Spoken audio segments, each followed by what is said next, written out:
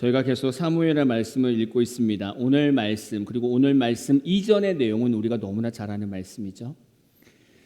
저희가 TV 프로그램을 보면 그 자동차 사고에 대해서 이렇게 보여주는 영상이 있습니다. 한블리라는 프로그램이 있죠.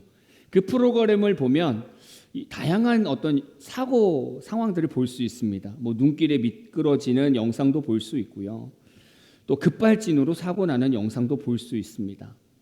그 중에 뭐 여러 가지 사고 중에 제가 자주 하는 것 중에 하나가 뭐냐면 사이드 미러하고 룸미러를 아무리 조정해도 안 보이는 사각지대가 있습니다. 저는 분명히 이 백밀러 사이드 미러를 보면서 차가 없다고 생각하고 옆 차선으로 가는데 갑자기 옆에서 빵 하면서 소리를 지릅니다. 그렇죠? 여러분도 아마 이 경험을 해봤을 겁니다. 룸미러를 봐도 차가 없었고 사이드 미러를 봐도 차가 없었어요. 분명히 없었는데 차선을 변경하려고 하니까 갑자기 크락션이 울리는 거죠.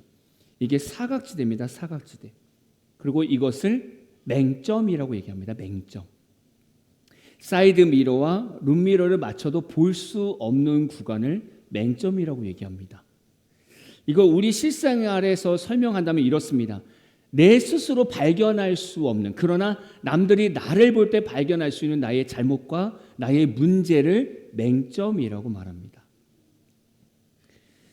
누구에게나 다 어떤 성격적인 어려움이 있죠. 약간 문제도 있을 수 있고요. 아직 미성숙한 모습도 있습니다. 중요한 건 우리는 우리 스스로 어떤 게 미숙한지를 잘 발견하지 못한다는 거예요. 그게 맹점입니다. 그렇죠? 우리는 우리 자신을 완벽하게 객관화할 수가 없어요. 그리고 우리는 나의 판단이 늘 완벽하다라고 생각할 수 없습니다. 그리고 우리 삶이 늘 예수님을 완전히 닮았다라고 말도 할 수가 없어요. 그래서 우리 각자에게는 다 맹점이 있을 겁니다. 다 고쳐야 되고 바뀌어야 되고 회개해야 되는 맹점이 있을 겁니다. 오늘 말씀 이전의 상황을 한번 볼까요? 오늘 말씀 이전의 상황은 우리가 너무나 잘 아는 말씀입니다. 어느 저녁 때 다윗은 침상에서 일어나서 자신의 왕궁 옥상에서 전경을 바라보고 있었습니다. 그냥 쭉 바라보고 있었어요. 그런데 자신의 시야에 들어온 게 있었습니다. 한 여인이 목욕을 하고 있는 거예요. 자세히 보니 참 아리따운 겁니다. 이쁜 겁니다. 그래서 사람을 보냅니다. 어떤 여인인가 알아보라고. 사람들이 갔다 와서 확인해 보니 자신의 충신 우리아의 아내 밧세바였던 거죠. 다윗이 그 여인이 얼마나 이뻤는지 데리고 오라는 겁니다. 그리고 동침하게 됩니다. 근데 다윗에게 문제가 생겼어요. 그 여인이 임신을 하게 된 겁니다. 그래서 다윗이 이 문제를 해결하기 위해서 나름대로 머리를 썼습니다. 야, 빨리 전쟁터에 있는 우리아를 데리고 와. 그래서 우리아가 왔습니다. 그래, 너무 고생이 많다. 좀 힘들지. 집에 가서 좀 쉬어. 다윗 생각에서는 이런 거예요. 좀 힘드니까 내가 휴가를 줘서 집에 보내면 자기 부인과 동침을 하겠지? 그러면 내 죄는 가려지겠지? 이렇게 생각했던 겁니다. 근데 그 다음에 보니까 우리아가 집으로 간 것이 아니라 그냥 왕궁 문에서 부하들과 자고 있더라는 거예요. 역시 다윗이 봐도 역시 충신인 겁니다. 이거는 뭐 다윗이 볼 때 얘는 또 집으로 가라고 해도 안 갈 것 같은 그런 인물이다 보니 안 되겠다. 다시 전장으로 가라. 그 대신 그 손에 편지를 주면서 요압에게 이 편지를 전달해라. 이렇게 말합니다. 우리아는 이 편지 내용을 모르는 채 요압에게 이 편지를 전달합니다. 요압이 이 편지를 보는데 이 편지에 이런 내용이 있습니다. 너희가 우리아를 맹렬한 싸움 앞에 두고 너희는 뒤로 빠져서 그 앞에서 죽게 해라. 엄청난 편지를 보내게 됩니다. 요압은 이 편지대로 우리아를 죽이게 되고 밧세바는 자신의 남편 때문에 펑펑 울며 장례를 치릅니다. 그리고 다윗은 장례가 끝나고 나서 그 밧세바를 아내로 맞이합니다. 여러분, 우리가 다윗을 너무 잘 알잖아요. 우리 지난주 말씀에서 우리 성전 건축에 대해서 얘기했는데 다윗은 평온할 때, 아주 평온하고 잘 살 때 어떤 생각을 했던 인물입니까? 자신의 궁을 보면서 또 하나님의 어떤 성막을 보면서 맞아, 내가 이렇게 백향목으로 아름답게 지은 궁에서 살고 있는데 지금 하나님의 궤는 성막에 있어, 천에 있단 말이지. 내가 하나님의 성전을 지어줘야 되는데, 이 말을 고백했던 왕이 다윗입니다. 근데 지금은 완전히 상반된 인생을 보여주고 있습니다. 어떻게 다윗이 이런 죄를 지을 수 있었을까? 다윗에게 어떻게 이 죄가 들어갔을까요? 다윗에게 어떻게 이런 맹점이 생겼을까? 말씀 봅니다. 사무엘하 11장 2절 볼까요? 같이 읽어보겠습니다. 시작. 다윗이 그의 침상에서 일어나 왕궁 옥상에서 거닐다가 그곳에서 보니 한 여인이 목욕을 하는데 심히 아름다워 보이는지라. 여기 2절에서 보면 그곳에서 보니라는 말이 있습니다. 이 말의 원어를 찾아보니까 단순히 스쳐 지나가는 그러한 모습이 아니라 목적을 두고 명확하게 뚫어지게 바라봤다라는 겁니다. 목적이 생겼다는 거예요. 영어로 얘기하면 이런 차이입니다. C하고 look입니다. C는 그냥 이렇게 지나가면서 보이는 게 C입니다. 근데 look은 무언가를 봤을 때 그 다음에 더 주목해서 어떤 목적을 두고 보는 것이 look입니다. 차이가 있죠. 그러니까 다윗도 마찬가지입니다. 그냥 옥상에서 이렇게 거닐고 있는데 어떤 여인이 목욕을 하고 있습니다. 그냥 지나가면 되는데 거기에 시선이 고정이 되고 룩이 된 겁니다. 조금 더 집중하게 된 거예요. 거기서 다윗의 눈에 죄가 들어온 겁니다. 사탄은요 이렇게 얄밉습니다. 사탄은 우리가 세상을 살면서 그냥 그냥 우리 시야에 보이는 대로 우리는 살고 있는데 사탄은 우리의 시선을 어떻게 바꾸냐면 룩으로 바꿉니다. 세상을 더 사랑하게 만듭니다. 사탄의 것에 더 집중하게 만듭니다. 그게 사탄입니다. 여러분 우리 인터넷 검색을 자주 하잖아요. 저도 설교 준비 때문에도 여러 가지 검색을 하는데 저는 쇼핑을 잘 보지 않습니다. 관심이 없기 때문에 보지 않습니다. 근데 가끔 쇼핑을 볼 수 있죠. 쇼핑을 보면 옷도 볼 수 있고 여러 가지 볼 수 있습니다. 근데 우리 여성분들도 아실 거예요. 쇼핑을 사이트를 계속 보다 보면 어떤 마음이 듭니까? 사야만 하는 사명감이 생기죠. 그렇죠? 근데 저도 사실은 옷에 관심이 없어요. 저는 진짜 옷에 아예 관심이 없습니다. 저는 1년 내내 있으면 아마 한 벌도 안 살걸요. 집사람이 사자고 해야 저는 옷을 사는 사람입니다. 근데 저도요 이렇게 쇼핑을 하잖아요. 남성 옷을 보면 계속 보고 있으면 마치 이 옷이 나에게 되게 잘 어울리는 것 같은 생각이 듭니다. 계속 보면 마치 그 옷을 반드시 입어야 되는 사명감이 생깁니다. 그래서 집사람한테 물어봅니다. 이 옷 어때? 이 옷 어때? 그러면 바로 응답이 옵니다. 당신한테 안 어울려. 그래서 저는 접지요. 근데 그러기 전까지 우리는 검색하면 계속 쳐다보게 되고 계속 바라보면 나도 모르게 그것을 사야 된다라는 생각이 듭니다. 그래서 지금 당장 필요하지도 않는데 쇼핑을 하게 되죠. 그리고 나중에 그 물건이 왔을 때 후회를 하게 됩니다. 그게 우리의 모습이죠. 근데 다윗도 그런 거예요. 그냥 옥상에서 그냥 이렇게 전경을 보고 있는데 그 시야에 한 여성이 들어왔고 그것을 사실 피하면 되는데 요셉처럼 그냥 피하면 아무 일이 없는데 거기에 더 시선을 뒀다라는 거예요. 그래서 죄가 들어온 겁니다. 그래서 다윗에게 죄의 삶이 생긴 것이고 맹점이 생긴 거예요. 근데 다윗은 그게 얼마나 큰 죄인가를 잘 모르는 거죠. 우리 안에 이렇게 맹점이 왜 생깁니까? 우리의 시선 때문에. 만약에 우리가 하나님의 것에 꽂혀 있다면 우리의 시선이 늘 하나님께 관심을 갖고 있다면 우리의 삶이 어떻게 바뀔까요? 점점 거룩해질 겁니다. 근데 우리의 시선이 세상을 살면서 자꾸 하나님 것이 아니라 세상의 것에 자꾸 시선을 두기 시작하면 나도 모르게 자꾸 마음이 세상 것에 뺏기게 된다는 거예요. 그건 어쩔 수가 없습니다. 계속 시선을 통해서 죄가 들어오기 때문에 어쩔 수가 없어요. 그래서 일상에서 우리가 무엇을 보느냐가 너무나 중요한 겁니다. 사람은 자신이 바라보는 것이 늘 맞다라고 생각합니다. 그리고 그 생각한 대로 행동을 하잖아요. 그러면 어느 순간 내 맹점이 그 행동으로 인해서 가려집니다. 가려져요. 그래서 이제 내 잘못이 뭔지도 몰라요. 그리고 그냥 살아갑니다. 여러분 다윗의 죄, 밧세바를 범한 죄를 언제 알게 됐습니까? 오늘 본문 말씀을 통해서 다윗은 죄를 깨닫게 됐습니다.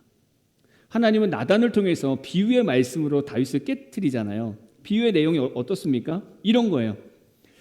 나단 선지자가 다윗에게 가서 이런 비유로 얘기하는 거예요. 왕이시여, 한 성에 두 사람이 있었습니다. 한 사람은 부자고요, 한 사람은 가난한 사람입니다. 당연히 부유한 사람에게는 양과 소가 정말 많습니다. 근데 가난한 사람은요, 간신히 양을 하나 샀습니다. 얼마나 애지중지 키우는지 몰라요. 근데 부자에게 한 손님이 왔습니다. 당연히 부자가 대접을 해야겠죠. 근데 자신의 것이 아까워가지고 가난한 자의 양을 잡아서 대접했습니다. 이렇게 얘기했더니 다윗이 화가 난 거예요. 아니, 그런 인간이 다 있냐? 아니, 부자잖아. 그러면 본인 거 대접해야 되는 거 아니야? 너무 화가 나면서 내가 하나님의 이름을 맹세하는데 내가 반드시 이 인간 내가 죽일 거야. 다윗이 너무 화가 났어요. 근데 나단이 이렇게 얘기합니다. 바로 이 사람이 당신입니다. 이때 비로소 다윗이 밧세바를 범한 죄를 깨닫게 된 거예요. 그때 비로소 사람이 이렇다라는 거예요. 사람이. 여러분, 우리가 언제 진정한 회개가 일어날까요? 언제? 여러분, 한번 지금까지 신앙생활하면서 한번 생각해 보세요. 언제 진짜 회개가 일어납니까? 제 기준으로 볼 때 이런 것 같습니다. 아내를 볼 때, 자식들을 볼 때 그들 삶에서 나의 어떤 내 잘못된 모습들이 비춰지면 그때 느끼는 것 같아요. 저런 행동이 나쁜 행동이었구나. 남들을 불편하게 하는 행동이구나. 근데 그게 나한테 있구나. 그때 비로소 진짜 깨닫게 되는 것 같아요. 근데 하나님께서는 우리의 죄를 깨닫게 하실 때 이렇게 하시더라고요. 아무리 얘기해도 우린 몰라요, 사실. 우린 다윗처럼 아무리 옆에서 뭘 얘기해도 몰라요. 지금처럼 하나님께서 비유를 통해서든지 이게 죄다라고 알려주셔야 우리는 깨닫게 돼요. 그런 존재예요. 그래서 하나님은 우리의 죄를 깨닫게 하기 위해서 환경을 만드시는 거예요. 내가 잘못된 길을 가는 그 모습 비슷하게 옆에 만들어 놓고 이거 어때? 라고 말씀하시는 거예요. 그럼 우리 어떻게 합니까? 분노를 내죠. 화를 내죠. 어떻게 그런 인간이 있을 수 있냐고. 근데 우리가 그런 인간이에요. 우리가 그렇게 똑같이 살고 있는 거예요. 그때 비로소 우리는 죄를 깨닫게 되는 거죠. 로버트 맥나마라라는 사람이 있습니다. 이 사람은요, 하버드 교수이고요, 포드 자동차 사장이었습니다. 케네디 존슨 어떤 행정부에서 국방부 장관을 지낸 최고의 엘리트였습니다. 근데 이 사람이 어떤 사람이냐면 베트남 전쟁의 설계자였습니다. 그리고 이 사람은 아주 지독한 데이터 맹신주의입니다. 데이터를 믿는 거예요. 그래서 이 사람은요, 특정할 수 없는 것은 관리할 수 없다라고 믿는 사람입니다. 무조건 데이터가 나와야 되는 거예요. 그래서 베트남전의 승패를 죽인 적군의 수로 계산한 거예요. 그러니까 미군이 많이 죽였으니까 지금 미군이 이기고 있다고 생각했던 거예요. 근데 실제 그 안에서 벌어지는 베트남 국민들의 어떤 민족주의 열망이라든가 그 전쟁 속에서 타락하고 있는, 도덕적으로 타락하고 있는 그 미군들의 어떤 진짜 진실을 보지 못한 거예요. 근데 2003년도에 에럴 모리스라는 영화 감독이 안개의 전쟁이라는 다큐멘터리를 제작합니다. 그때 그 감독이 85세가 된 이 맥나마라와 20시간 정도를 인터뷰를 합니다. 왜냐하면 그 베트남 전쟁에 대한 영화를 찍어야 되니까. 계속 인터뷰를 하는데 처음에는 이 맥나마라는 자신의 행동을 계속 정당화했다는 거예요. 나는 잘했어. 나는 베트남 전쟁에서 나는 잘했어. 라고 계속 자기 입장을 얘기했다는 거예요. 그런데 감독의 계속 날카로운 질문과 그때 당시의 영상을 보면서 계속 질문하니까 그때서야 이 맥나마라가 자신이 얼마나 악독한 사람이었는가를 깨닫게 되더라는 거예요. 그때서야 알게 된 거예요. 그때서야. 네. 우리는 이렇습니다. 우리의 맹점을 발견할 수 있는 것은 다른 상황이 만들어져야 됩니다. 내 죄를 깨닫게 될 수 있는 환경이 만들어져야 됩니다. 우리는 우리 생활에서 어떻게 이 맹점을 발견할 수 있을까, 점검할 수 있을까 한번 생각해 봐야 될 것 같아요. 여러분, 예를 들어 볼게요. 만약에 공부해야 되는 자녀가 있습니다. 여러분 집에 공부를 해야 되는 자녀가 있습니다. 근데 하루 종일 핸드폰만 합니다. 자, 어머니가 이 모습을 봤습니다. 여러분 어떻게 하시겠습니까? 소리를 지르면서 얘기하겠죠. 야, 이렇게 핸드폰 시간에 차라리 공부를 해라. 아니면 야 핸드폰이 인생에 안 좋단다. 하지 마라. 막 이렇게 소리 지르지 않겠습니까? 엄마가 이렇게 소리 지르는 이유가 뭘까요? 자신의 아이가 핸드폰 중독이 될까 봐 걱정이 돼서 소리 질렀을까요? 아니면 이럴 시간에 더 공부해서 성적을 올리기를 바랬을까요? 진짜 엄마의 마음은 무엇이었을까?